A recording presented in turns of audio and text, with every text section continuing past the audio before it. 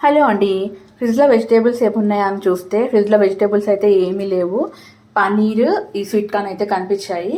ఇంకా వీటితో ఏమైనా చేసుకుందాం, పలావ్ చేసుకుందామని ఇవన్నీ అయితే రెడీ చేసి పెట్టుకున్నాను. ముందుగానే బాస్మతి రైస్ అయితే ఒక 2 గ్లాసెస్ నానబెట్టి పెట్టేసుకున్నాను.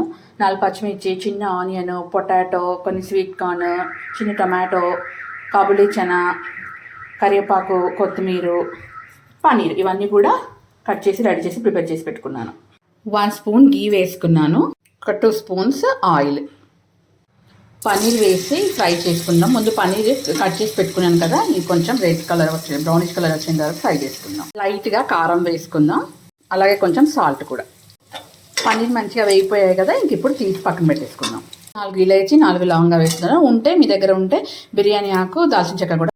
ఇందాక కట్ చేసి పెట్టిన పచ్చిమిర్చి, ఆనియన్ ఇవన్నీ కూడా ఆయిల్లో వేసేసుకోవాలండి.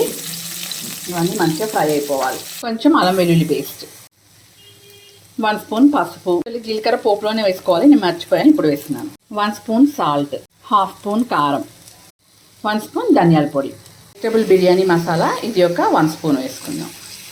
రైస్ నానబెట్టుకున్నాం కదండి, ఆ వాటర్ ఇందులో వేసేసుకుందాం. 1 గ్లాస్ రైస్కి 1.5 గ్లాస్ వాటర్. రైస్ అంతా ఇందులో వేసేసుకోవాలి.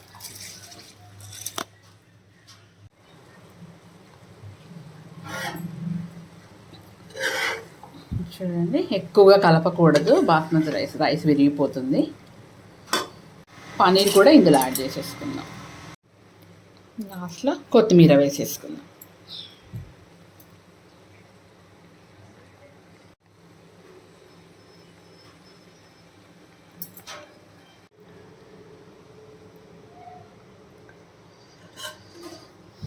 చూడండి, రైస్ అయితే పొడి పొడిగా చక్కగా అయిపోయింది.